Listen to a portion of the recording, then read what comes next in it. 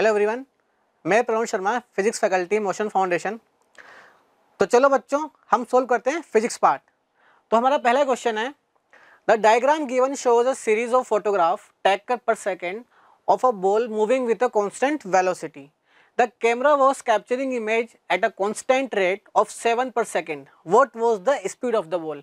हमें बॉल की spin find करनी है, बट क्वेश्चन अगर हम ध्यान से देखें बेटा तो यहाँ लिखा हुआ है the camera was capturing image at a constant rate of 7 per second. मतलब 1 सेकेंड में 7 इमेजेस कैप्चर कर रहा है वो। ठीक है, तो चलो बेटा सोल्व करते हैं इसको। इसके लिए क्या करेंगे, देखो ध्यान से देखो, यहाँ से यहाँ तक 2 मीटर डिस्टेंस दे रखा है हमें। तो देखो ये डिस्टेंस कितनी है बेटा, ये देखो अगर मैं इसको x मान के चलूँ तो 1 2 3 4 5 एंड 6। यहाँ से यहाँ तक हमारा ये जो बॉल है ये 6 इक्वल पार्ट में डिस्टेंस ट्रेवल कर रहा है। ठीक है बेटा, तो देखो हमें इसकी स्पीड फाइंड करनी है। अगर मैं ये डिस्टेंस निकाल लूँ तो S=d/t वाले फॉर्मूले से हम इसको इजीली सोल्व कर सकते हैं, है ना। तो चलो ये कैसे फाइंड करेंगे हम, देखो ध्यान से देखो, 6 पार्ट है ना, तो इसको हम क्या लिख सकते हैं, 6x = 2 एंड x = 2/6 और हमें क्या मिलेगा 0.33। ठीक है बेटा, तो x = क्या आ गया 0.33 मीटर। अब बात आती है टाइम की। तो बेटा टाइम कितना होगा, देखो 1 सेकेंड में 7 पिक क्लिक होते हैं, तो एक पिक क्लिक होने में कितना टाइम लगेगा। तो बेटा एक उसमें लगेगा t = 1/7 सेकेंड। ठीक है, बात समझ में आ रही है। तो चलो अब स्पीड फाइंड कर लेते हैं। हम जानते हैं S क्या होता है, d/t। ठीक है, तो d कितना है बेटा 0.33 अपॉन टाइम कितना है बेटा हमारे पास 1/7। तो बेटा जब हम इसे सोल्व करेंगे तो चलो क्या होता है, देखते हैं क्या होता है। S = 2.35, क्या निकाला था मैं, स्पीड निकालनी थी, मीटर पर सेकेंड। तो करेक्ट ऑप्शन क्या है बेटा इसका 2.35 मीटर पर सेकेंड, जो कि इस ऑप्शन में कहीं भी नहीं है। इसका मतलब ये जो क्वेश्चन है आपका, ये आपको इसमें बोनस मार्क्स मिलेंगे। ठीक है बेटा, चलो नेक्स्ट क्वेश्चन देखते हैं हम। When an object is placed 12 cm in front of the thin convex lens, the image formed is 24 cm from the lens as shown in the figure.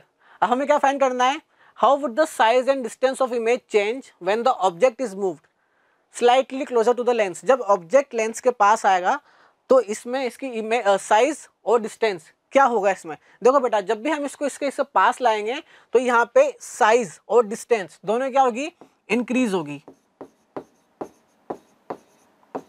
ठीक है, जैसे हम इसके लेंस के पास लाते हैं तो डिस्टेंस और साइज दोनों क्या होगी, इसकी इंक्रीज होगी। तो जब दोनों इंक्रीज होगी बेटा तो option number C is correct. ठीक है, चलो नेक्स्ट क्वेश्चन देखते हैं। Two pendulum A and B masses of 20 gram and 40 gram respectively having a same length are set into the oscillations. The time period of oscillation is, हमें time period find करना है बेटा। ठीक है, same for A and B, greater for B, greater for A and none of these. देखो time period जो है वो मास पे डिपेंड नहीं करता। हम जानते हैं टाइम पीरियड का फॉर्मूला होता है T = 2π √L/g। यहाँ पे बेटा कहीं भी मास नहीं है ना, तो मास कुछ भी हो टाइम पीरियड पे उसका उस पर डिपेंड नहीं करता। तो कौन सा आएगा, देखो same for A and B, option number A is correct. जो टाइम पीरियड है वो A एंड B के लिए सेम रहेगा। चलो नेक्स्ट क्वेश्चन देखते हैं। In which of the given circuit the bulb will glow brighter. किस सर्किट में बल्ब ज्यादा ग्लो करेगा। तो देखो इन सर्किट P ओनली, ध्यान से देखो बेटा यहाँ पे पोटेंशियल कितना है 1.5 वोल्ट। और अगर हम यहाँ बात करें तो यहाँ पे देखो पोटेंशियल कितना है बेटा 0.5 + 0.5 + 0.5। यहाँ पे पोटेंशियल अगर निकालेंगे तो कितना आएगा 1.5 वोल्ट। तो बेटा जब दोनों में पोटेंशियल सेम है 1.5 वोल्ट तो दोनों में बल्ब इक्वली ग्लो करेगा। तो देखते हैं in circuit P only, Q only, in both circuit P and Q bulb will glow with equal brightness. तो ऑप्शन सी इज करेक्ट। ठीक है बेटा, बात समझ में आई आपको। चलो नेक्स्ट क्वेश्चन देखते हैं। 15th question, match the column with column 2 and select the correct option from the given codes. हमें मैच करना है। ठीक है, तो चलो करते हैं।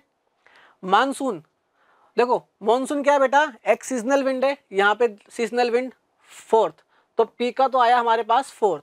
साइक्लोन, अब देखो साइक्लोन का अगर हम यहाँ ऑप्शन देखें ढूंढें तो साइक्लोन में आएगा बेटा टाइफून, क्योंकि टाइफून क्या है, एक ट्रॉपिकल साइक्लोन होता है। तो देखो साइक्लोन का ऑप्शन नंबर फर्स्ट हुआ, ठीक है। अब मूवमेंट ऑफ द विंड, अब देखो मूवमेंट ऑफ द विंड्स क्यों होती है, यहाँ ऑप्शन देखते हैं, सीजनल विंड और uneven heating of the earth.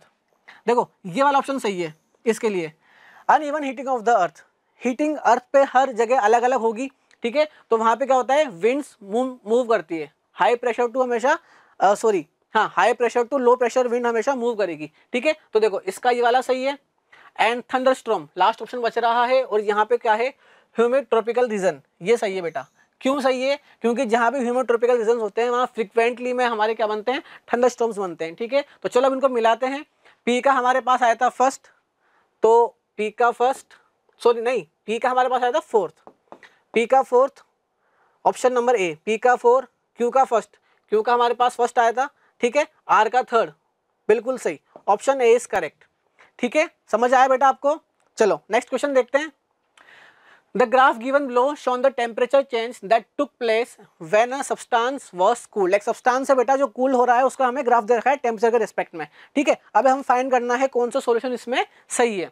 Which change of the state does the portion A B, हमें ए बी वाला निकालना है, ए बी वाला द ग्राफ बेस्ट रिप्रेजेंट। तब देखो पहला है हमारे पास गैस टू लिक्विड। अगर हमारा सब्सटेंस लिक्विड है तो बेटा देखो लिक्विड जब कूल होगा तो सबसे गैस है, अगर हमारा सब्सटेंस गैस है तो जब भी गैस कूल होगी बेटा वो सबसे पहले लिक्विड में बदलेगी। तो देखो ए बी वाला जो पार्ट है, अगर सब्सटेंस गैस है तो गैस टू लिक्विड, ये वाला तो सही है, ठीक है। ऑप्शन नंबर बी की बात करते हैं, सॉलिड टू लिक्विड। बेटा जब भी आप सॉलिड को कूल करोगे तो वो कभी भी लिक्विड में चेंज नहीं होता है ना, तो ऑप्शन बी तो हो गया फॉल्स।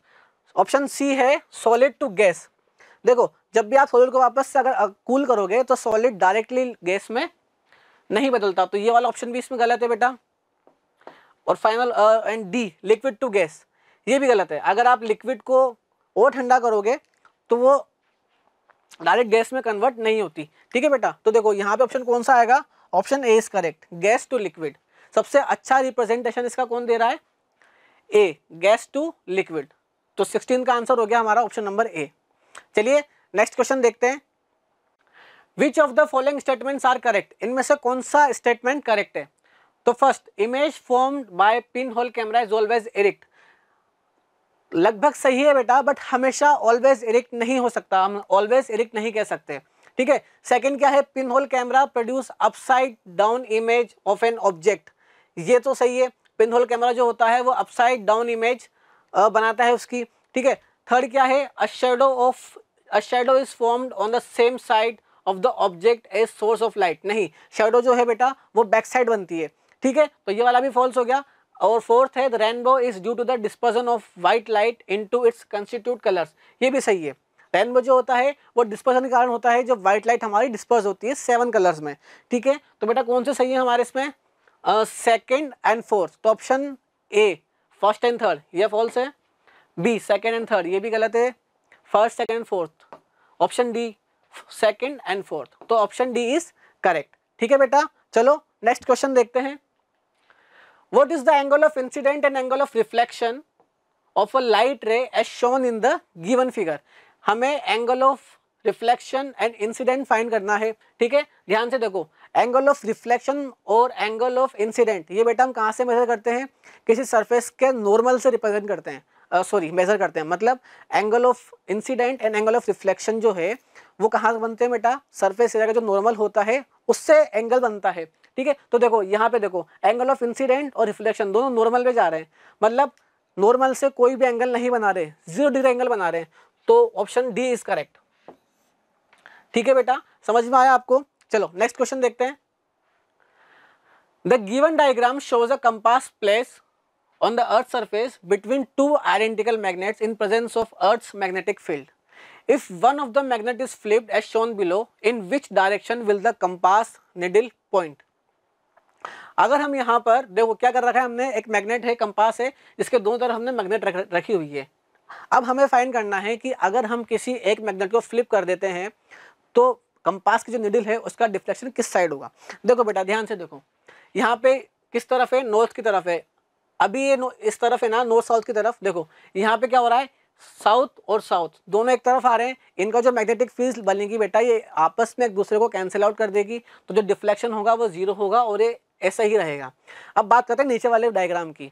यहाँ क्या हो रहा है, यहाँ पे हमने एक मैग्नेट फ्लिप कर दी, तो जैसे फ्लिप करी देखो अब मैग्नेट किधर जाएगा बेटा, जो निडल है वो नॉर्थ टू साउथ, देखो नॉर्थ इस तरफ है, इसमें ये नॉर्थ है, ये इधर से रिपेल होगा और इधर अट्रैक्ट होगा, तो ये किधर मूव कर जाएगा, इस डायरेक्शन में। तो देखो option number B is correct. Needle किस तरफ जाएगा बेटा, निडल जाएगा बी वाले ऑप्शन में, इस तरफ, ठीक है। चलो नेक्स्ट क्वेश्चन देखते हैं।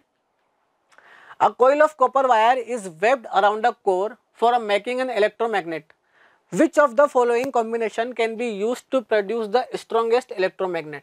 Strongest electromagnet के लिए हम कौन सा इसमें से यूज कर सकते हैं? तो देखो नंबर ऑफ टर्न्स और कोर हमें दिए हुए हैं। अब देखना option number A few steel, number of turns कम हो और कोर कौन सी ली हमने, स्टील। नहीं बेटा, हमें नंबर ऑफ टर्न्स हमेशा ज़्यादा चाहिए होते हैं अगर हमें स्ट्रॉन्ग मैग्नेटिक फील्ड मैग्नेट बनानी है तो, है ना। तो देखो सेकंड में be many, number of turns तो ज़्यादा मिल गए हमें मैनी, और कोर लिया है हमने सॉफ्ट आयरन, बिल्कुल सही है। हम इलेक्ट्रोमैग्नेट बनाने के लिए सॉफ्ट आयरन सबसे अच्छा हमें बनाना है तो हम सॉफ्ट आयरन यूज़ लेते हैं और नंबर ऑफ टर्न्स ज़्यादा लेते हैं। ऑप्शन नंबर सी में फ्यू है जो कि रॉन्ग है बेटा, और सॉफ्ट आयरन नहीं, इससे हमारा स्ट्रॉन्ग मैग्नेट इलेक्ट्रोमैग्नेट नहीं बनेगा। और option number D many, number of turns many and core है स्टील, नहीं बेटा, सबसे अच्छा हमारे पास सॉफ्ट आयरन से बनता है, तो ऑप्शन बी इज करेक्ट। 20 का option number B is correct answer. चलो नेक्स्ट क्वेश्चन देखते हैं बेटा। A plane mirror M is placed at a distance u is greater than 12 away from the thin lens L of focal length 6 centimetre as shown in the given figure. ठीक है, देखो एक mirror रखा हुआ है, कहाँ रखा हुआ है, डिस्टेंस जिसकी कितनी है 12 सेंटीमीटर से ज़्यादा है, ठीक है, और एक लेंस है जिसकी फोकल लेंथ कितनी है 6 centimetre. When a ray of light coming from a small object OA is incident on L is appear to converging the point P। पॉइंट P में बेटा कन्वर्ज हो रहा है, image of the object OA is, अब हमें find करना है जो OA है इमेज है वह कैसी होगी। देखो बेटा जब भी हमारी इमेज बनेगी यहाँ पे इस केस में तो वह कैसी बनेगी, वर्चुअल बननी चाहिए, अपराइट बननी चाहिए और लार्ज बननी चाहिए। ठीक है, कैसी बननी चाहिए, अपराइट बननी चाहिए, वर्चुअल होनी चाहिए और लार्ज उसकी साइज होनी चाहिए। तो देखते हैं ऐसा कोई ऑप्शन है क्या हमारे पास, real inverted and smaller size, ये तो गलत है बेटा। B virtual upright and smaller size, ये भी फॉल्स है। C real upright and small size, ये भी फॉल्स है बेटा। तो option D is correct. D कौन सा है, देखो वर्चुअल हुआ, अपराइट होगा एंड लार्जर साइज में होगा, तो ऑप्शन डी इज करेक्ट। ठीक है बेटा, समझ आया आपको। चलो hello students, my name is Zeba Akhtar, chemistry faculty of motion foundation. तो बच्चों NSO का जो पेपर हुआ था उसका मैं आज सॉल्यूशन लेकर आई हूँ केमिस्ट्री के लिए।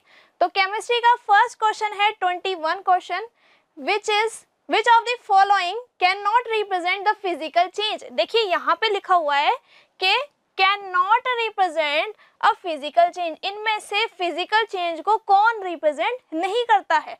दैट मीन्स कि आपको केमिकल चेंज फाइंड आउट करना है, तो ये आपका केमिकल चेंज है। ठीक है, फॉर्मेशन ऑफ प्रेसिपिटेट क्या होता है, केमिकल चेंज होता है, प्रेसिपिटेशन बनता है, उसमें नया सब्सटेंस बनता है।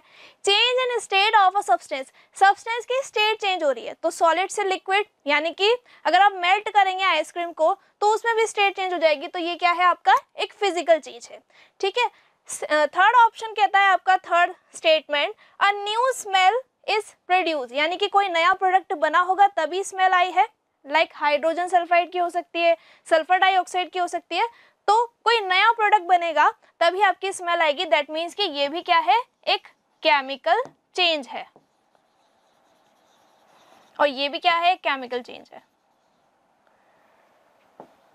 ठीक है बच्चों, और ये क्या था, फिजिकल चेंज। लास्ट ऑप्शन देखते हैं, last statement, change in the shape और size of a substance, size और उसकी शेप में चेंज आ रहा है, दैट मीन्स वो एक फिजिकल है। ठीक है, और फिफ्थ आपको स्टेटमेंट दे रखा है, तो ये आपका फिजिकल चेंज है। ठीक है बच्चों, फिफ्थ स्टेटमेंट में कह रहा है इवोल्यूशन ऑफ गैस इवॉल्व हो रही है, दैट मीन्स जैसे हाइड्रोजन गैस इवॉल्व हो रही है तो नया प्रोडक्ट बन रहा है, यानी कि इवोल्यूशन ऑफ गैस क्या बताता है कि वहां पे केमिकल रिएक्शन अकर हुई है। तो ये क्या है बच्चों, आपका केमिकल चेंज है। ठीक है, ओके। तो फर्स्ट, थर्ड एंड फिफ्थ ये आपके केमिकल चेंजेस हैं। तो फर्स्ट, थर्ड और फिफ्थ आ रहा है आपका डी ऑप्शन में, तो D is the right answer. Okay, next question करते हैं बच्चों। क्वेश्चन नंबर 22 जो कि केमिस्ट्री का क्वेश्चन है, has no effect on red litmus paper. देखिए, अगर रेड कलर के लिटमस पेपर पे कोई इफेक्ट नहीं पड़ रहा, दैट मीन्स कि वहां पे या तो हाइड्रोनियम आयन नहीं है, तो यहाँ पर H3O+ आयन जो है वो नहीं है ना, क्योंकि वहां पे कलर चेंज नहीं हो रहा है। सेकंड स्टेटमेंट कहता है कि turn red litmus to blue. अब देखिए, रेड कलर का जो लिटमस पेपर है, अगर वो ब्लू में कन्वर्ट हो रहा है, ठीक है, तो वो कब होगा, जब बेस होगा। जब बेस प्रेजेंट होगा तब रेड कलर का लिटमस पेपर किस में कन्वर्ट हो जाएगा, ब्लू में कन्वर्ट हो जाएगा। अब ऑप्शंस पर देखते हैं, ऑप्शंस क्या दिए हुए हैं, रेस्पेक्टिवली यहाँ पे दिया हुआ है। ठीक है, अब देखते हैं soap and baking soda. Soap और बेकिंग सोडा दोनों बेसिक हैं, ठीक, तो ये ऑप्शन तो हो नहीं सकता। नेक्स्ट दिया हुआ है विनेगर एंड सोप, विनेगर और सोप सॉल्यूशन। विनेगर एक एसिड है, यानी कि देखिए फर्स्ट ऑप्शन में कलर चेंज नहीं हो रहा था, तो इसका मतलब वो क्या था, एसिड ही था। रेड कलर अगर चेंज नहीं हो रहा है, इसका मतलब क्या है कि वो एक एसिड है, तो विनेगर एक एसिड है, ये बिल्कुल सही है।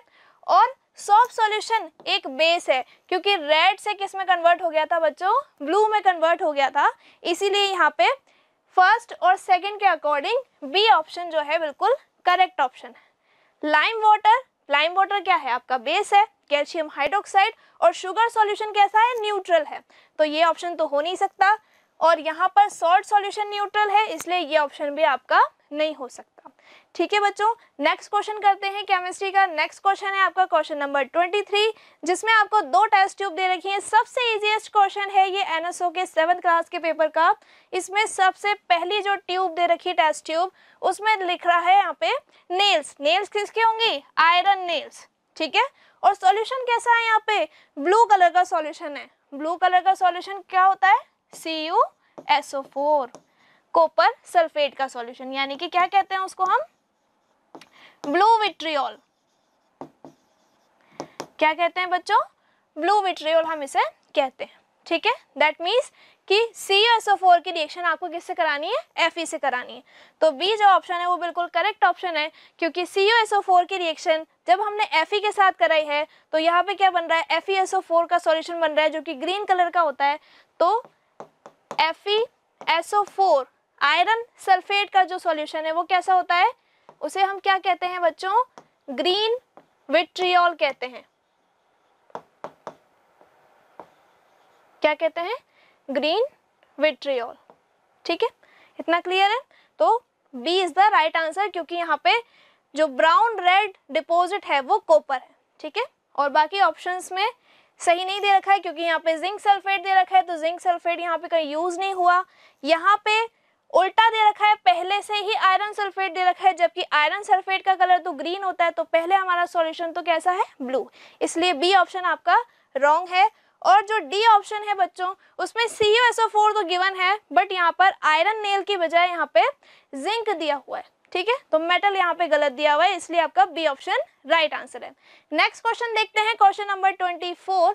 यहाँ पर स्टेटमेंट्स आपको पढ़ने हैं और करेक्ट स्टेटमेंट, करेक्ट ऑप्शन पे आपको टिक करना है। ठीक है, अब mixture containing ethanol and water, ethanol और वाटर है एक मिक्सचर में, can be separate by using separating funnel. क्या आप उसको सेपरेटिंग फनल से सेपरेट कर पाएंगे, नहीं कर पाएंगे, क्योंकि यहाँ पर वो दोनों मिक्स हो जाएंगे, इथेनॉल एंड वाटर मिक्स हो जाएंगे, तो आप सेपरेटिंग फनल से अलग नहीं कर सकते। तो स्टेटमेंट फर्स्ट जो है वो गलत है। ठीक है, स्टेटमेंट 2 क्या कहता है, a separating funnel is used to separate 2 miscible liquids.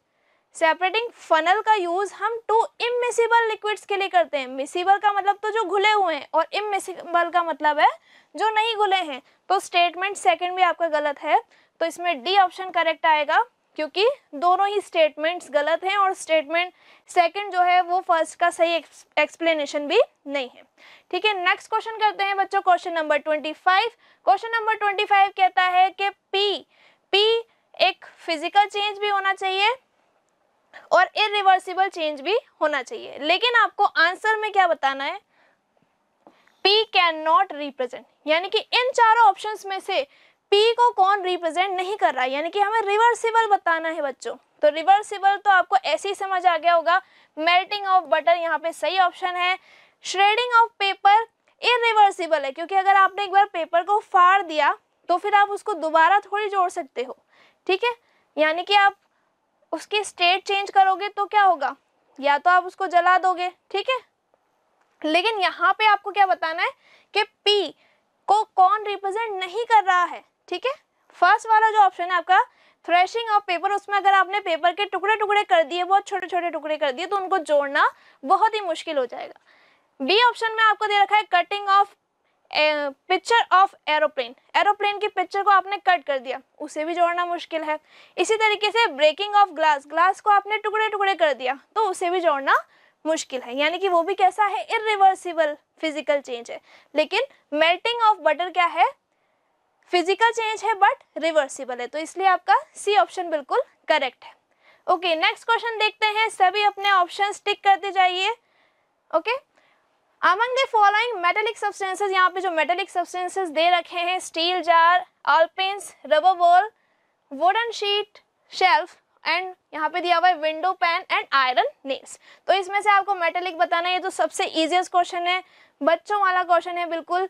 ठीक है, तो यहाँ पर स्टील जार जो है वो मेटेलिक है, ऑलपिन्स जो है वो मेटेलिक है और आयरन नेल भी मेटेलिक है। अगर हम ए ऑप्शन की बात करें तो उसमें वुडन ब्लॉक आ रहा है, वुडन शेल्फ आ रहा है, रबर आ रहा है, तो इसलिए ए ऑप्शन बिल्कुल ही गलत है आपका।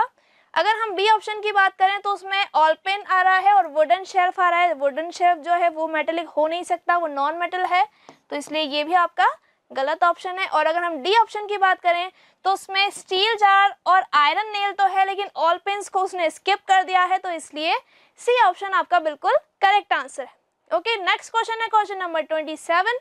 Renuka took some strips of turmeric paper, यानी कि उसने कुछ स्ट्रिप्स ली है और उस पर क्या लगा दिया है, टर्मरिक पाउडर लगा दिया है, यानी कि येलो कलर का इंडिकेटर उसने अप्लाई कर दिया है।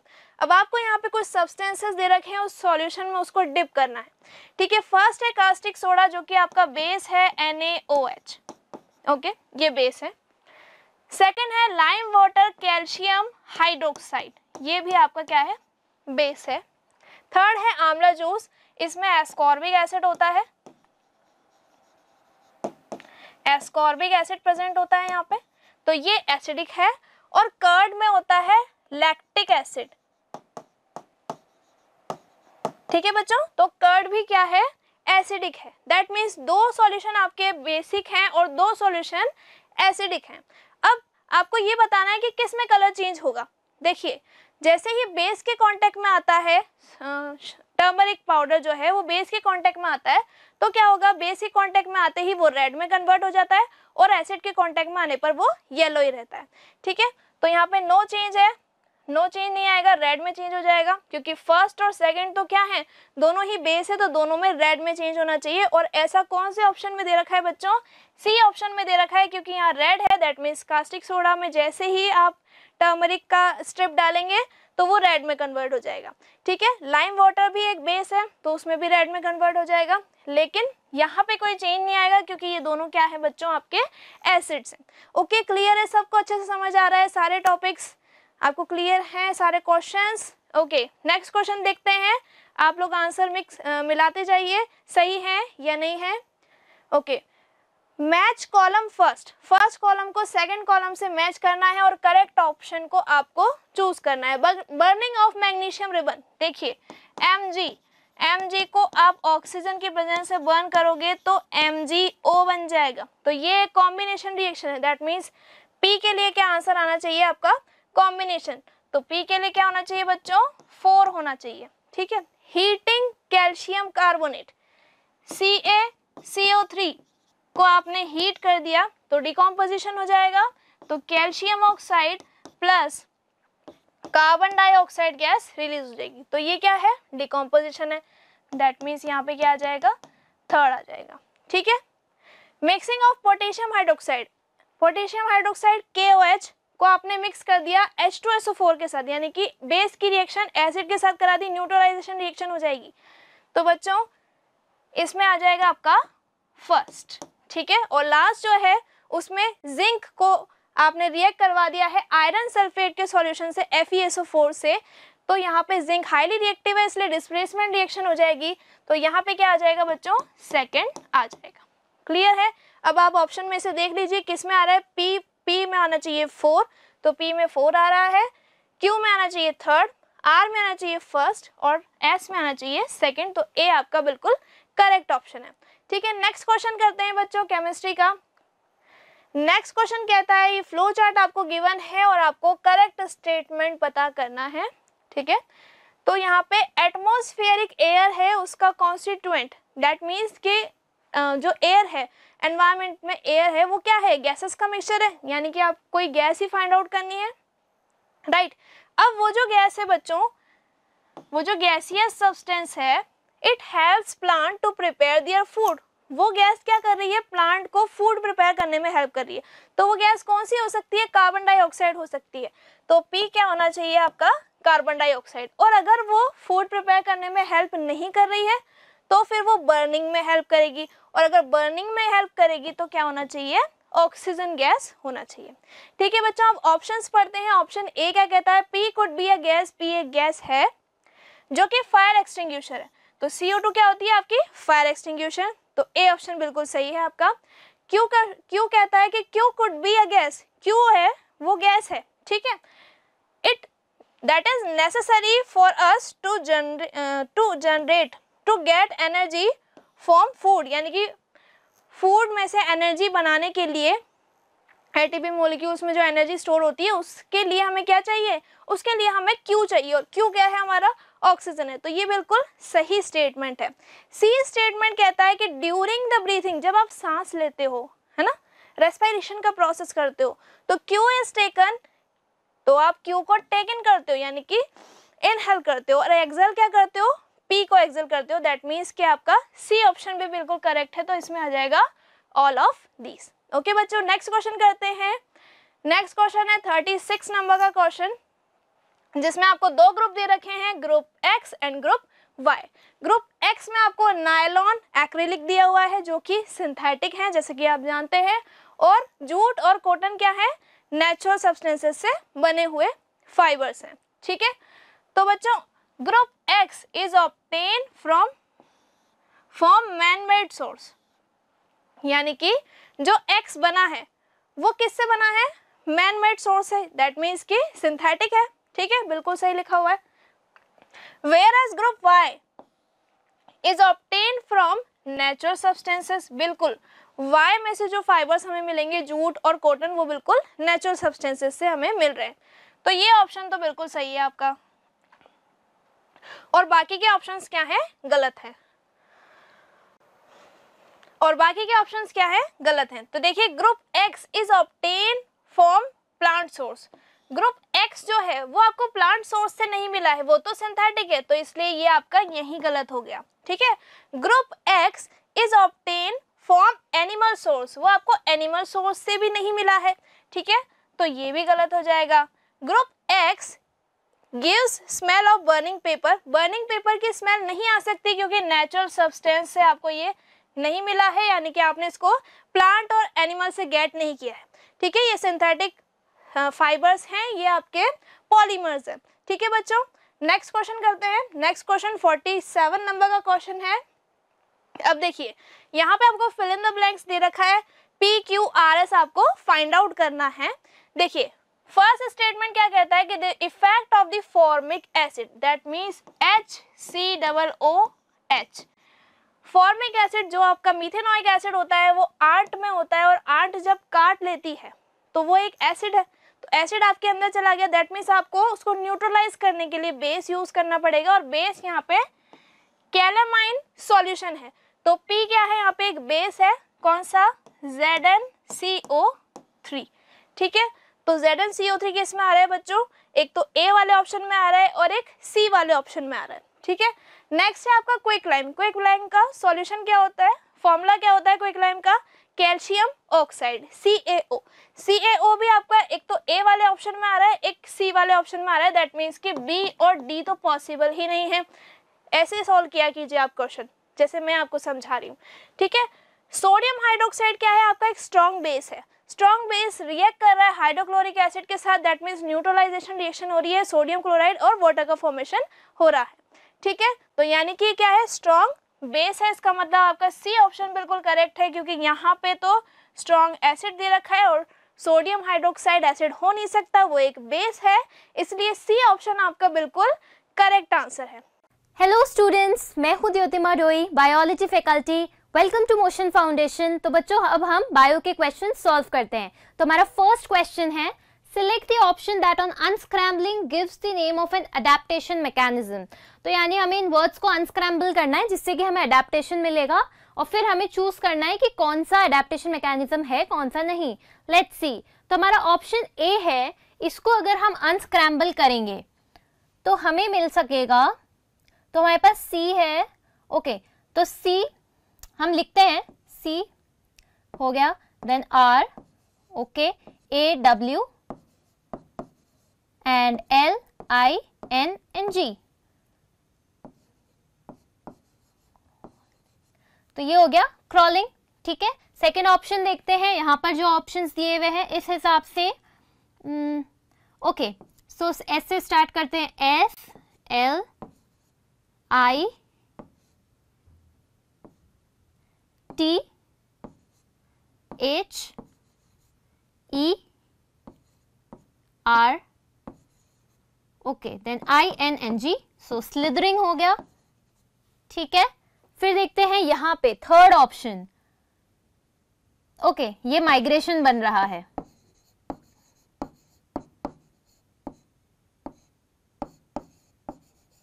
तो ये तीनों ही क्या है बच्चों, ये तीनों ही एडेप्टिव मैकेनिज्म्स हैं, ठीक है। तो हमें यहाँ पे एडेप्टेशन ही बताना है, तीनों है, तो हमारा आंसर होगा option D, all of these. ये तीनों ही एडेप्टिव मैकेनिज्म है, ठीक है बच्चों। नेक्स्ट क्वेश्चन देखते हैं, select the correct match of animal and it's adaptive feature. तो यानी एनिमल के साथ उसका अडेप्टिव फीचर हमें मैच करना है, ओके। सो फर्स्ट है polar bear, thick fur on body. तो हाँ, ये तो सही है, पोलर बेयर्स पे थिक फर होता है ताकि हीट मेंटेन हो सके। So okay, this one is correct, ठीक है। Dolphin, presence of gills. बच्चों, डॉल्फिन क्या होती है, डॉल्फिन मैमल है तो उसमें गिल्स नहीं है, वो लंग्स से ही ब्रीथ करती है, तो ये तो हमारा ऑप्शन गलत हो गया सेकंड, क्योंकि यहाँ पे लंग्स आना चाहिए था, ओके।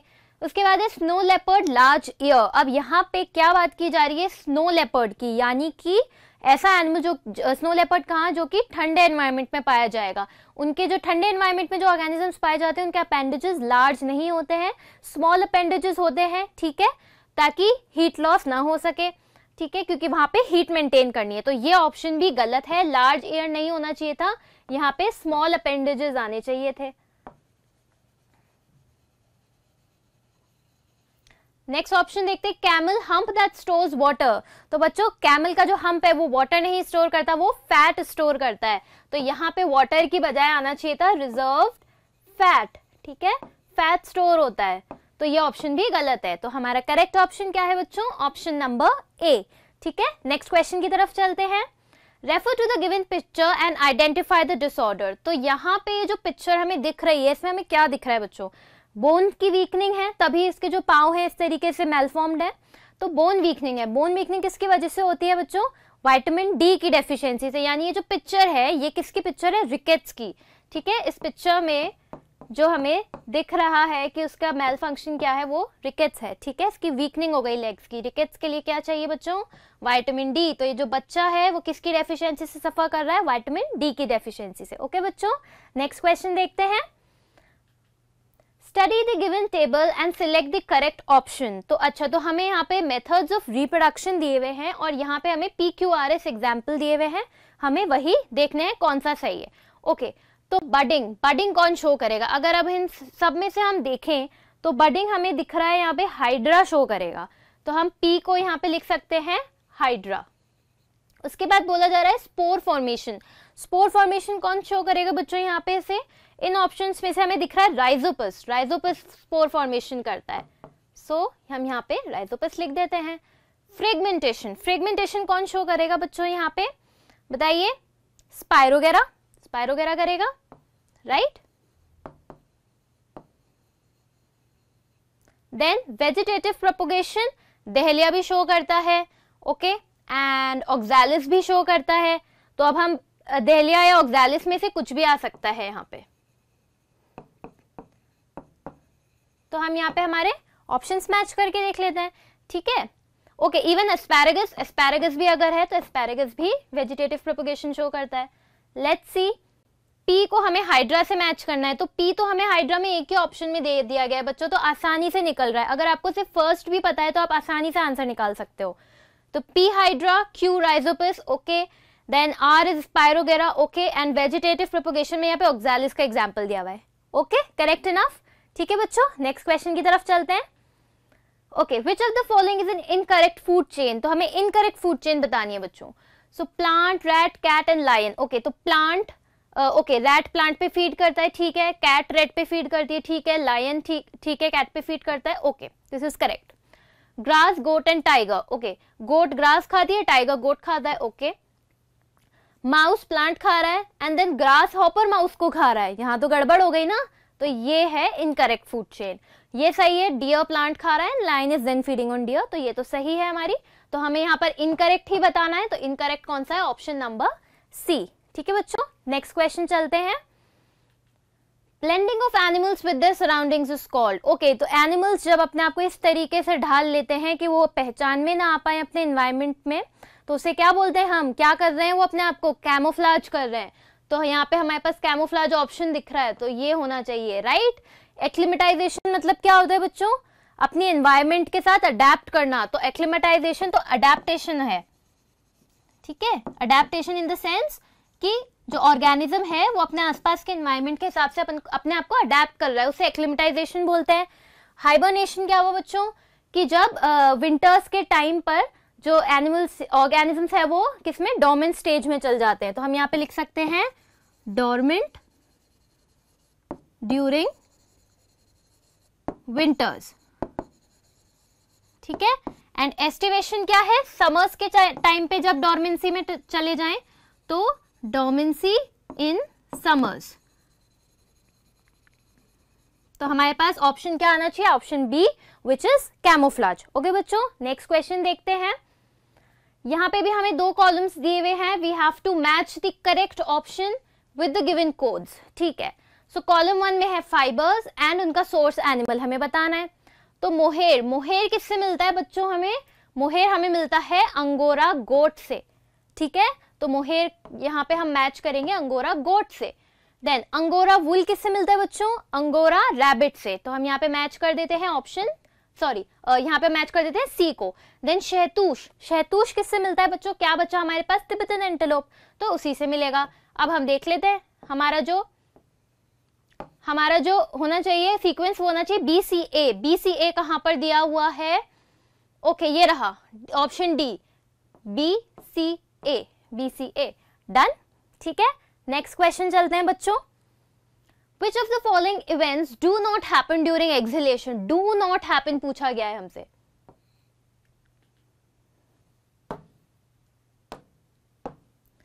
डू नॉट हैपन पूछा गया है, यानी नहीं होते हैं, वो बताना है हमें यहाँ पे। Okay, let's see, the volume of the thoracic cavity decreases. बिल्कुल, जब आप एक्सहेल करेंगे थोरैसिक कैविटी की वॉल्यूम डिक्रीज होगी, तो ये तो होता है, ठीक है। एयर इज रिलीज, बिल्कुल, एक्सहेलेशन मतलब एयर का रिलीज होना, okay. Air pressure decreases inside the lungs, decrease नहीं होता बच्चों, एक्सहेलेशन के दौरान इंक्रीज हो जाता है, तो यहाँ पे इंक्रीजेस आना चाहिए, ठीक है। तो ये ऑप्शन, ये जो स्टेटमेंट है ये गलत दी हुई है। Ribs are pushed upward and outward, नहीं बच्चों, अपवर्ड एंड आउटवर्ड तो इनहेलेशन के दौरान होते हैं, एक्सहेलेशन के दौरान क्या होंगे? Downward and inward. तो यहाँ पे क्या आना चाहिए? Downward and inward. तो ये ऑप्शन भी गलत दिया हुआ है। Diaphragm returns to its dome shape, बिल्कुल, डायफ्राम वापस अपनी ओरिजिनल शेप पे आ जाता है। तो हमें इनकरेक्ट ही बताना था, डू नॉट हैपन वाले बताने थे। तो ये दो है ऑप्शन है, थर्ड एंड फोर्थ जो नहीं होते हैं। Let's see third and fourth हमें ऑप्शन बी में दिए हुए हैं, तो हमारा आंसर होगा ऑप्शन नंबर बी। ठीक है बच्चों, नेक्स्ट क्वेश्चन की तरफ चलते हैं। Refer to the given Venn diagram and select the option that correctly identifies X. तो यहाँ पे x दिया हुआ है और x दोनों सर्कल्स को ओवरलैप कर रहा है, यानी इसमें दोनों प्रॉपर्टीज होनी चाहिए, यानी कि x prepares its own food and x catches insects to meet its nutritional demand। तो बच्चों यहाँ पे इंसेक्ट वर्ड आ गया, इंसेक्ट से अपनी न्यूट्रिशनल डिमांड कौन पूरी करता है बच्चों, इंसेक्टिवोरस प्लांट्स। तो यहाँ पे इंसेक्टिवोरस प्लांट्स हमें फाइंड आउट करने हैं।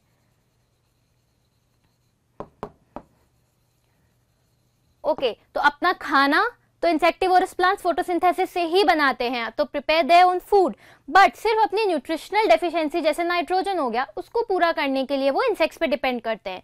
तो हम यहाँ एग्जांपल्स देख लेते हैं। इंसेक्टिवोरस प्लांट्स के एग्जांपल हमें यहाँ दो दिखाई दे रहे हैं, एक दिखाई दे रहा है नेपेंथिस, एक दिखाई दे रहा है डायोनिया। नेपेंथिस क्या होता है बच्चों, आपका पिक्चर प्लांट। तो नेपेंथिस का कॉमन नेम क्या है, पिक्चर प्लांट। ठीक है, डायोनिया क्या होता है बच्चों, डायोनिया का कॉमन नेम है Venus fly trap.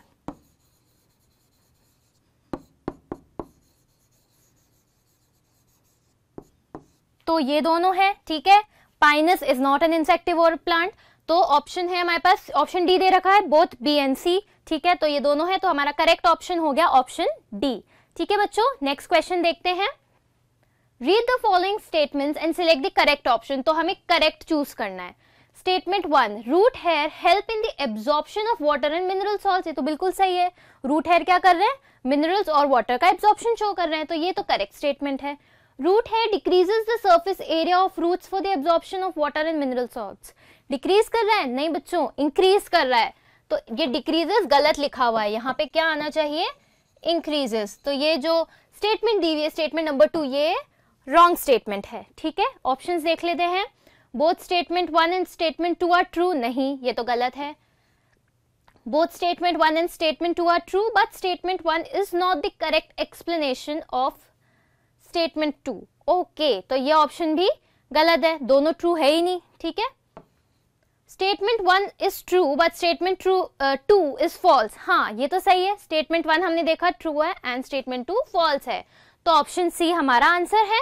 Both statements are false ऐसा तो नहीं है, एक तो ट्रू है, तो ऑप्शन सी हमारा आंसर यहाँ पे आ गया है। ठीक है बच्चों, नेक्स्ट क्वेश्चन देखते हैं। Select the incorrect match. तो हमें इनकरेक्ट मैच बताना है। Plant in rain forest with dip tips. हाँ, रेन फॉरेस्ट के जो प्लांट्स है उनमें डिप टिप्स होती है ताकि उनपे जो पानी इकट्ठा हो जाए, इकट्ठा हो रहा है बारिश की वजह से, क्योंकि वहाँ एक्सेसिव बारिश होती है, तो वो ड्रेन डाउन हो जाए, लीव्स पे जमे ना, तो ये तो बिल्कुल सही है। Then aquatic plants waxy coating on leaves. हाँ, तो प्लांट से उनका वो खराब ना हो इस वजह से वैक्सी कोटिंग पाई जाती है, बिल्कुल सही।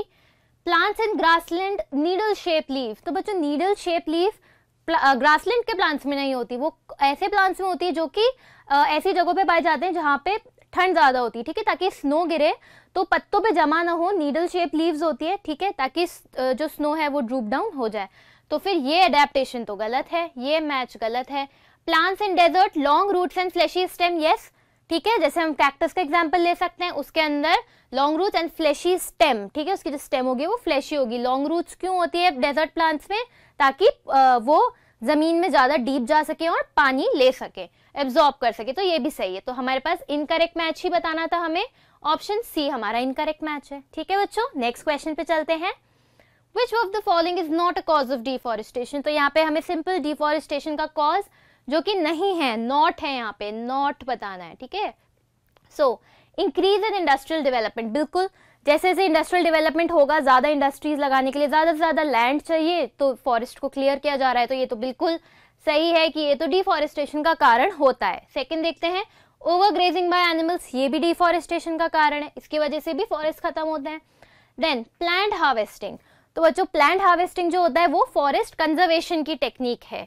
ठीक है, तो हम यहाँ पे लिख देते हैं, this is a technique of forest conservation.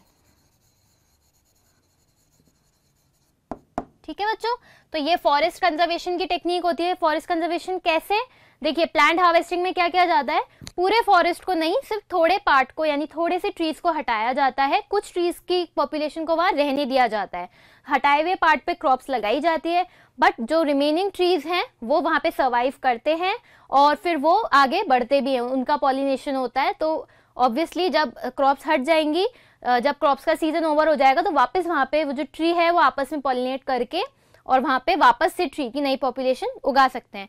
तो उस केस में डिफॉरेस्टेशन नहीं होता है। तो ये फॉरेस्ट कंजर्वेशन की टेक्निक है, plant harvesting. Then forest fire cause due to lightning, forest fires of course they do deforestation, तो ये भी कॉज है। हमें क्या बताना है जो कि कॉज नहीं है, तो आंसर क्या होना चाहिए, ऑप्शन नंबर सी। ठीक है बच्चों, नेक्स्ट क्वेश्चन देखते हैं। Shoot forming part of embryonal axis is X and root forming Y. Okay, तो हमें एक्स और वाई बताना है। शूट फॉर्मिंग पार्ट को बच्चों क्या बोला जाता है, शूट फॉर्मिंग पार्ट को बताइए, प्लूमूल, प्लूमूल बोला जाता है। ठीक है, एंड जो रूट फॉर्मिंग पार्ट है उसे क्या बोला जाता है, रेडिकल। इसको याद करने का तरीका क्या है, R for root, R for radical. ठीक है, तो एक्स हो गया प्लूम्यूल, वाई हो गया रेडिकल। देख लेते हैं, X plumule and Y radical, बिल्कुल सही, ऑप्शन नंबर डी। ठीक है बच्चों, नेक्स्ट क्वेश्चन देखते हैं। Enzymes released by the salivary gland, salivary gland से कौन सा एंजाइम रिलीज होता है बच्चों, सलाइवरी अमाइलेज।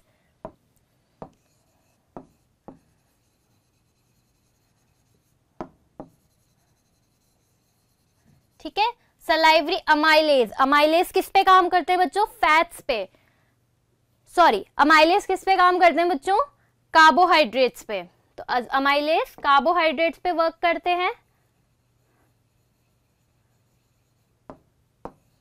तो हम यहां देख लेते हैं, प्रोटीन्स इनटू अमाइनो एसिड, नहीं प्रोटीन पे तो काम ही नहीं करता। Complex sugar into simple sugar, हाँ ये हो सकता है क्योंकि शुगर क्या है, कार्बोहाइड्रेट है, कॉम्प्लेक्स को सिंपल में यहाँ पे किया जाता है। So option B is correct. Simple sugar into starch, नहीं सिंपल स्टार्च क्या है, कॉम्प्लेक्स है, तो सिंपल से कॉम्प्लेक्स में थोड़ी जाता है, कॉम्प्लेक्स से सिंपल करना है हमें, तो ये भी गलत है। Fats into amino acid and glycerol, no wrong, fats पे काम नहीं किया जाता है। ठीक है, एंड वैसे भी फैट्स के ब्रेकडाउन पे ग्लिसरॉल और फैटी एसिड मिलता है, अमाइनो एसिड हमें प्रोटीन्स के ब्रेकडाउन पे मिलता है। तो हमारे पास आंसर क्या आ गया है, ऑप्शन नंबर बी। तो कौन सा कार्बोहाइड्रेट, वो भी यहाँ पे स्टार्च पे काम करता है, सलाइवरी अमाइलेज। ठीक है, और उसे किस में कन्वर्ट कर देता है, मैल्टोस में, ठीक है, एंड डेक्स्ट्रिन्स में। तो यानी कि कॉम्प्लेक्स शुगर्स को सिंपल शुगर में यहाँ पे कन्वर्ट किया जाता है। ठीक है बच्चों, नेक्स्ट क्वेश्चन देखते हैं। Read the given statements and select the option that correctly identifies them as true and false ones. तो हमें true false का पैटर्न बताना है यहाँ पे। Okay, the entrance of larynx is guarded by a flap-like structure, the epiglottis. ठीक है, तो बच्चों larynx का जो entrance है उसे हम क्या बोलते हैं, glottis, और glottis को कौन गार्ड करता है, epiglottis। तो entrance क्या हो गया, glottis, and glottis is guarded by epiglottis, तो ये statement तो true है। Percentage of carbon dioxide in exhaled air is 0.03 whereas in inhaled air is 4.4, ये तो wrong है, तो उल्टा दे दिया।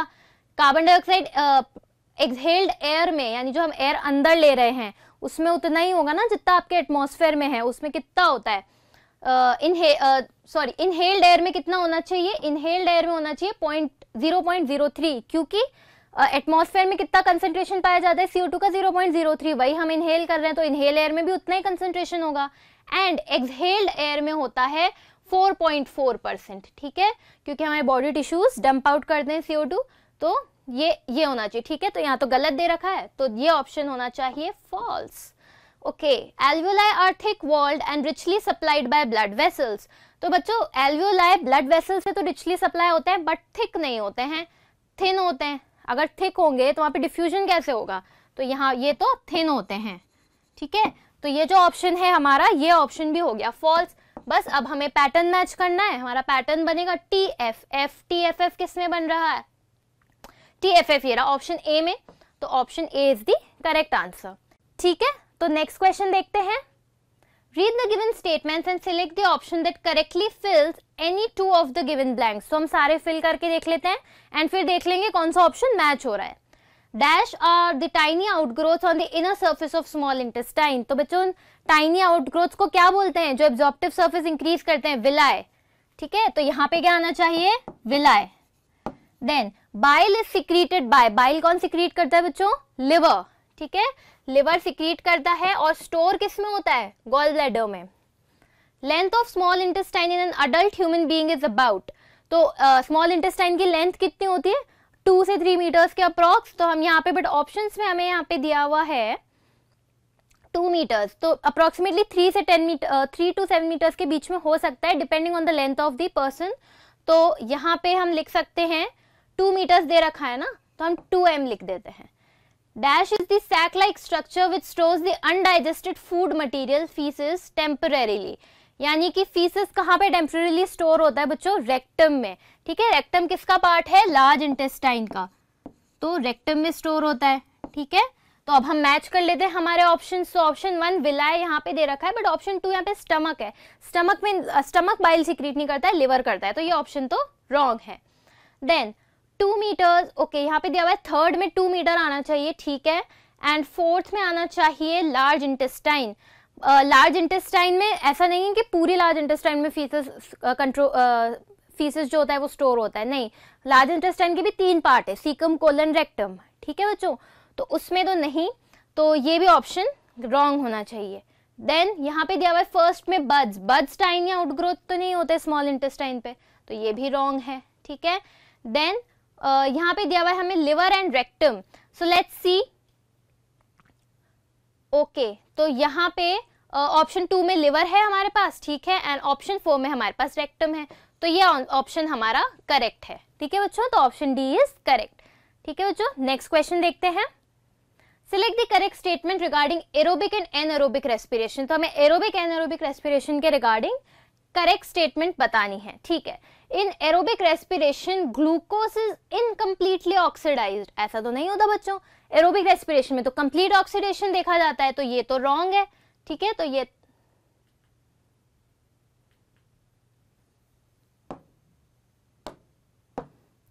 तो रॉन्ग है, इनकम्प्लीटली नहीं होता है, कंप्लीट होता है, ठीक है। नेक्स्ट देखते हैं, इन aerobic respiration very little energy is produced while in anaerobic more energy is produced, ऐसा नहीं होता, एरोबिक रेस्पिरेशन में ज्यादा एनर्जी प्रोड्यूस होती है, ठीक है, 38 एटीपी के आसपास 38 एटीपी होते हैं, बट 2 एटीपी यूटिलाइज होते हैं प्रोसेस में, तो नेट हम बोलते हैं 36 एटीपी, एंड एनएरोबिक के केस में 2 एटीपी, तो ये स्टेटमेंट भी रॉन्ग है, उल्टा दिया हुआ है। Aerobic respiration occurs in the presence of oxygen, ठीक है, while anaerobic respiration occurs in the absence of oxygen, बिल्कुल सही स्टेटमेंट है, true. End product of the aerobic respiration is lactic acid and water, while end product of anaerobic respiration is ethyl alcohol and CO2, जी नहीं, ये तो गलत है बच्चों, aerobic respiration में लैक्टिक एसिड नहीं बनता, एरोबिक रेस्पिरेशन में कंप्लीट ब्रेकडाउन से CO2 वाटर एनर्जी बनती है ना, और एनएरोबिक रेस्पिरेशन में इथाइल अल्कोहल CO2 बनता है, तो सेकंड पार्ट तो ठीक है, बट फर्स्ट पार्ट स्टेटमेंट का गलत है, तो ये भी गलत है, तो हमारे पास सिर्फ एक ऑप्शन सही है, विच इज ऑप्शन नंबर 3, तो हम देख लेते हैं 3rd ओनली, सिर्फ यही सही है, तो ऑप्शन नंबर डी हमारा आंसर होगा, ठीक है बच्चों। नेक्स्ट क्वेश्चन देखते हैं। Study the given classification chart and select the correct option regarding XYZ, तो हमें XYZ देखना है। वेजिटेटिव रिप्रोडक्शन दिया हुआ है through root, through stem and through leaves, so let's see, यहाँ पे बोला गया है X कैन बी ऑक्सैलिस, तो यानी X ऑक्सैलिस रूट से, जी नहीं बच्चों, ऑक्सैलिस किससे प्रोपोगेट करता है, बल्ब से, बल्ब किसके मॉडिफिकेशंस होते हैं, स्टेम के, तो ये ऑप्शन तो गलत है। Then Y can be asparagus, Y asparagus होता है स्टेम से, ये तो सही है, एस्पैरागस भी स्टेम से नहीं होता, एस्पैरागस रूट से होता है, ठीक है, रूट मॉडिफिकेशन से होता है, सो ये भी गलत है, सेकेंड पार्ट भी। देन सेकेंड ऑप्शन देखते हैं बच्चों, Y can B ginger and Z can B dahlia, तो हम यहाँ पे देखते हैं Z can B dahlia, dahlia leaf से नहीं, दहलिया भी स्टेम से करता है, तो ये ऑप्शन भी हमारा गलत है, ठीक है बच्चों। फिर देखते हैं Z can be bryophyllum and X can be turmeric, तो Z ब्रायोफाइलम हो सकता है, यस, ब्रायोफाइलम जो होता है वो लीफ से अपना प्रोपोगेशन शो करता है, and X can B turmeric, तो टर्मरिक जो होता है वो रूट से यहाँ पे बोला गया है जी नहीं, टर्मरिक जो होता है वो स्टेम मॉडिफिकेशन होता है, तो स्टेम से करेगा, तो ये ऑप्शन भी गलत है। सेकंड पार्ट गलत है, फर्स्ट पार्ट तो फिर भी सही है इसका।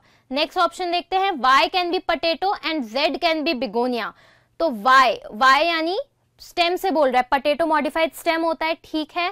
Z can be begonia, okay, leaf से करता है, यस, बिगोनिया भी ब्रायोफिलम की तरह ही लीफ से प्रोपोगेशन शो करता है, तो ये ऑप्शन सही है। हमें यहाँ पे करेक्ट ऑप्शन ही बताना है, तो ऑप्शन नंबर डी हमारा करेक्ट ऑप्शन होगा। ठीक है बच्चों। स्टूडेंट, मैं BK sir, faculty of mental ability in Motion Foundation division. आज अपन स्टार्ट करने वाले हैं एनओएस का एग्जाम पेपर सॉल्यूशन। मींस आपने एग्जाम दिया है, तुरंत ही आपके पास में सॉल्यूशन है कि आपके पास में फर्स्ट क्वेश्चन था, आपके पास में एम्बेडेड फिगर का क्वेश्चन था।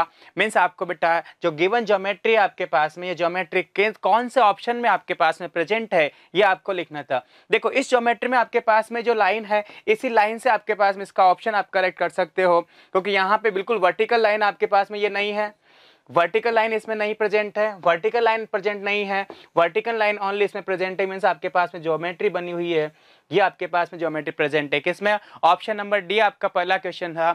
नेक्स्ट क्वेश्चन इसी में चलते हैं अपन। नेक्स्ट क्वेश्चन आपका किसका था? मैथमेटिकल ऑपरेशन का क्वेश्चन है। मैथमेटिकल ऑपरेशन में आपने देखा यहाँ पे आपके पास में जो गिवन ऑप्शंस है वो लिखे हुए हैं यहाँ पे कि आपके पास में 17 पी मीन्स आपके पास में है यहाँ पे प्लस, देन 24 क्यू मीन्स आपके पास में है -8, आर मीन्स आपको गिवन है multiply and 48, and S means आपके पास में गिवन है डिवाइड 6। मीन्स आपके पास मैथमेटिकल ऑपरेशंस को अपन सोल्व करने वाले बोर्ड मास से सोल्व करेंगे। फर्स्ट ऑफ ऑल आप करेंगे डिवाइड, देन आपके पास में कितना मिलेगा, इसको सोल्व करेंगे 48 डिवाइड बाई 6 मीन्स 8 मिलेगा। 8 इंटू आपके पास में कितने हो जाएंगे? 64 हो जाएंगे। और आपके पास में देन बोर्ड मास आपके पास में डिवाइड मल्टीप्लाई देन एडिशन करोगे आप 17 + 24 इज 41। 41 माइनस 64 आपके पास में होगा, तो 41 माइनस 64 आपके पास में कितना मिलेगा? -23। -23 is option number B. Clear है? मेंटल एबिलिटी का मैथमेटिकल ऑपरेशन का बिल्कुल इजी क्वेश्चन था। थर्ड क्वेश्चन आपके पास में है, उससे भी इजी आपके पास में एनालॉजी का क्वेश्चन आता है। आपके पास में सीरीज गिवन है कि आपके पास में क्या बना था, ट्राइंगल बना हुआ है, अपोजिट ट्राइंगल बना हुआ है। फर्स्ट आपने देखा बेटा कि जो आपके पास में जो टॉप पर है ट्राइंगल, उसका आपके पास में क्या है बेटा? फील है। सेकंड आपने देखा कि उसका बॉटम वाला जो ट्राइंगल बना हुआ था वो फील था। थर्ड में आपने देखा बेटा कि सर्कल बना हुआ था, उसमें आपके पास में जो 3 पार्ट थे, उसमें जो टॉप वाला पार्ट था आपके पास में वो क्या था? ओपन था, बाकी जो रिमेनिंग थे वो फील थे। मीन्स यहाँ पे देखा कि टॉप आपके पास में फील था तो बॉटम फील हुआ है, यहाँ पे टॉप ओपन है, बॉटम फील है, तो आपके पास में ओपन वाला फील, टॉप वाला फील होना चाहिए। ऐसा आपके पास में कौन सा ऑप्शन है? इसमें भी आपका टॉप फील नहीं है, यहाँ भी आपका टॉप फील नहीं है, आपके पास में कौन सा में है? ऑप्शन नंबर सी में आपके पास में क्या है? जो कि टॉप फील है। देन आल्सो आपके पास में जस्ट लाइक अ वाटर इमेज, आपके पास फर्स्ट ज्योमेट्री का वाटर इमेज है, तो इसका वाटर इमेज आप देखेंगे कि आपके पास जो टी प्रेजेंट था वो कहाँ जाना चाहिए? जो टॉप है बॉटम में जाएगा। टॉप आपके पास, बॉटम कहाँ पे जा रहा है? ऑप्शन नंबर सी में जा रहा है, जाके रिमेनिंग जो क्वेश्चन है उसमें टी आपके पास में एज इट इज वैसा का वैसा है। देन नेक्स्ट क्वेश्चन आप देखते हैं, बड़ा प्यारा क्वेश्चन है। किसका क्वेश्चन है? आपका अल्फाबेट टेस्ट का क्वेश्चन है। और अल्फाबेट टेस्ट में किसका क्वेश्चन है? पेयर ऑफ लेटर का क्वेश्चन है। आपके पास में है बेटा क्या? स्टूडेंट है। स्टूडेंट में आपको बेटा पेयर ऑफ लेटर बताना है कि आपके पास में यहाँ पे पेयर ऑफ लेटर क्या होने वाले हैं। फर्स्ट ऑफ ऑल आप क्या करते हो, चाहो तो नंबरिंग लिख सकते हो। एस आपके पास में 19, 20, 21, डी आपके पास में 4, E5, ये आपके पास में N14 एंड टी आपके पास में 20। पेयर ऑफ लेटर क्या बोलता है कि आपके पास में 2 अल्फाबेट के बिटवीन आपके पास में उतने अल्फाबेट प्रेजेंट होना चाहिए जो आपका अल्फाबेट सीरीज में है। एस के जस्ट बाद आपके पास में टी आता है, यानी कि आपके पास में पेयर ऑफ लेटर यहाँ पे 1 मिलेगा। एस टी टी यू आपके पास में 2 पेयर ऑफ लेटर मिल गया, and S T you also आपके पास में 3rd पेयर ऑफ लेटर यहाँ पे मिला। S T U V W X Y, no, आपके पास में U V W X Y Z नहीं मिलेगा। देन आपके पास में डी ई एफ आगे नहीं है आपके पास में, एन ओ नहीं है आपके पास में। देन आप क्या देखेंगे बेटा? रिवर्स ऑर्डर में देखेंगे, T U V W X Y Z नहीं होगा, लेकिन देखना आप एन ओ PQRS मीन्स आपके पास बेटा यहाँ पर जो है एक और आपको पेयर ऑफ लेटर मिल गया। मीन्स आपके पास पेयर ऑफ लेटर कितने होंगे बेटा 1 2 3 4 एंड 5। मीन्स आपका जो ऑप्शन था आपको जैसे आपने 4 पेयर ऑफ लेटर निकाले तो आप क्या पुट कर सकते हो कि आपका जो आंसर होने वाला है वो क्या होने वाला है मोर देन 3। नेक्स्ट क्वेश्चन है बेटा आपके पास में डायरेक्शन सेंस का क्वेश्चन है। Direction sense very important in mental ability subject के लिए। देखो आपके पास में है Shreya walk 5 metre towards the north, यानी कि आपने कहा कि जो श्रेया है वो 5 किलोमीटर कहाँ पे 5 मीटर कहाँ पर है बेटा नॉर्थ में है। Then C turn east and walk 3 metre. यहां से बेटा ये 3 मीटर मूव हुई और ईस्ट में कितना चलती है 3 मीटर चलती है। Next after this C turn north and walk 7 metre. Again बेटा ये कितना हो गया 7 मीटर। फिर आपसे कहा she turn towards of the east. Again बेटा ये कहां पर ईस्ट में। फिर आपसे यहां पर पूछा है कि आपके पास में जो स्टार्टिंग पॉइंट से इसका डिस्टेंस है वो कितना होगा। तो आप क्या बोलोगे बेटा कि आपके पास में ये जो डिस्टेंस है ये डिस्टेंस आपसे पूछा गया है। तो आप बेटा यहाँ पे एक राइट एंगल ट्राइंगल बनाएंगे। राइट एंगल ट्राइंगल बनाएंगे तो आपके पास में 3 and 2 आपके पास में टोटल कितना हो गया आपके पास में ये 5 हो गया। देन आपके पास में ये कितना मिल गया आपके पास में 5 and 7 आपके पास में हो गया 12। 5 12 आपके पास में ट्रिपलेट मिलता है आपको 5 12 and 13। मीन्स आपका जो हाइपोटेनियस मिलने वाला है यहाँ पे जो स्टार्टिंग पॉइंट था आपका एंड एंडिंग पॉइंट था आपके पास में वो ओपी कितना हो जाएगा 13 मीटर होगा। कितना होगा बेटा 13 मीटर। आप निकालेंगे बेटा कैसे 5 square plus 12 square is equal to OP square. Then आपके पास में बेटा 169 OP square. Then OP is equal to आपके पास मिलेगा 13। नेक्स्ट क्वेश्चन देखो बेटा which of the following option continue the given series. आपके पास में अल्फाबेटिकल सीरीज का क्वेश्चन है। Very important and very easy question ABCD। Next आपके पास में क्या होने वाला है बेटा E होने वाला है। DEF DFH and J means +2 का डिफरेंस हुआ है। J के बाद आपके पास J के नेक्स्ट टर्म आपको मिलेगा J K and L। Next आपके पास में क्या होगा L होगा। GHIJK मीन्स आपके पास में ऐसा कौन सा ऑप्शन में प्रेजेंट है ELK option number B। Next one है बेटा how many such symbols are there in given arrangement each of which immediate following by a number. यानी बेटा उसका जो आपके पास में है इमीडिएट फॉलो नेक्स्ट जो लेटर है वो आपके पास में क्या है नंबर है और आपके पास में पहला क्या बेटा सिंबल है। तो आपके पास देखो बेटा सिंबल के बाद नंबर आपके पास में क्या मिला 7। देन सिंबल के बाद कितना मिला आपको 8। एट द रेट आपका सिंबल था 2 मिला एंड कॉपीराइट के बाद आपको कितना मिला 4। मीन्स आपके पास में 4 सिंबल ऐसे हैं जिनका इमीडिएट फॉलोइंग क्या है बेटा नंबर है। मीन्स आपको मिला बेटा 7 1 2 3 एंड 4। मीन्स आपके पास में क्या होगा बेटा 1 2 3 एंड मोर देन 3। तो आपका आंसर क्या हो जाएगा मोर देन 3। नेक्स्ट क्वेश्चन बेटा आपका select the correct mirror image. Mirror image आपको देखना है। सपोज कर लो बेटा आपके पास में ये है। मीन्स आपके पास में या तो क्या लगा दो आप हॉरिजॉन्टल मिरर लिख सकते हो या फिर आपके पास बेटा इसका वाटर इमेज निकालते हो। तो वाटर इमेज में आप क्या बोलते हो कि जे का आपके पास में क्या होना चाहिए बेटा अपोजिट बनना चाहिए। और एक आप देख लो बेटा क्या टी देख लो आपके पास में ट्राइंगल यहाँ पे आपके पास में जो पॉइंट है एज इट इज पॉइंट रहने वाला है। आपके पास में point as it is point रहने वाला है बेटा। देन आपके पास में ट्राइंगल वैसा का वैसा हो जाएगा। देन आपके पास बेटा W है तो आपके पास में W बन गया। इसका क्या बन जाएगा बेटा W का M हो जाएगा। एंड T के बाद आपके पास में एज इट इज आपके पास में ट्राइंगल होगा बेटा। तो ये आपके पास में ट्राइंगल हो गया। देन आपके पास में पॉइंट। ऐसी ज्योमेट्री बेटा कहाँ पर प्रेजेंट है ऑप्शन नंबर किस में प्रेजेंट है आपके पास में J का रिवर्स ऑर्डर है और TW तो आपके पास में कौन सा हो जाएगा बेटा option number E correct. Option number C आपका करेक्ट आंसर हो जाएगा क्योंकि जैसे आप इसका मिरर इमेज फाइंड करेंगे तो आपको ये मिलने वाला है। नेक्स्ट क्वेश्चन है बेटा आपके पास में select the figure the option which will complete the given figure matrix. यानी कि आपके पास में जो भी मिसिंग टर्म है यहाँ पे वो आपको फील करना है कि वो आपके पास में क्या हो सकता है। इसमें आप लॉजिक देखते हैं बेटा, तो इसमें आपके पास में जो लॉजिक है वो लॉजिक मिलने वाला है बेटा क्या, डबल एरो, देन आपके पास में सिंगल एरो। यहाँ पे हुआ बेटा कि आपने सेकंड एरो को चेंज कर दिया, सेकंड एरो को क्या कर दिया, अपोजिट। देन आपके पास में जो थर्ड कॉलम बनेगा, थर्ड कॉलम बेटा दोनों का अपोजिट हो गया, यानी कि इसमें भी यहाँ पे आपने चेंज कर दिया, यहाँ पे दोनों को चेंज कर दिया। इसका सेकंड चेंज होना चाहिए, मीन्स फर्स्ट आपका एज इट इज सेम रहेगा, सेकंड आपके पास ये बन जाएगा। तो आपका ऑप्शन नंबर क्या हो जाएगा बेटा, बी हो जाएगा। ऑप्शन नंबर क्या होगा आपका, बी होगा। ऑप्शन नंबर क्या होगा बेटा, ऑप्शन नंबर आपके पास में क्या होने वाला है, बी होने वाला है। नेक्स्ट आपके पास में वेरी इजी क्वेश्चन है, आपसे पूछा गया सिंबल गिवन है, आपके पास में अल्फाबेट गिवन है और आपको गिवन सिंबल्स का आपको एक मीनिंग बनाना है। देखो आपके पास में ऑप्शन से चेक करते हैं अपन, तो आपके पास में ई एंड क्वेश्चन मार्क का जो देखोगे बेटा, क्वेश्चन मार्क का आपके पास में क्या बेटा, ई है, तो यहाँ पे आपके पास में वाई है, यहाँ पर वाई है लास्ट लेटर, तो इसको आप क्या कर दोगे, फिनिश। देन आपको क्या मिला बेटा, उसके बाद इन दोनों में आपके पास में क्या मिला चेंज बेटा, सी एंड टी मिला। देन आपके पास में हेज का क्या मिलने वाला है बेटा, हेज का आपके पास में टी मिलने वाला है, तो ऑप्शन नंबर सी आपका क्या हो जाएगा, करेक्ट आंसर हो जाएगा।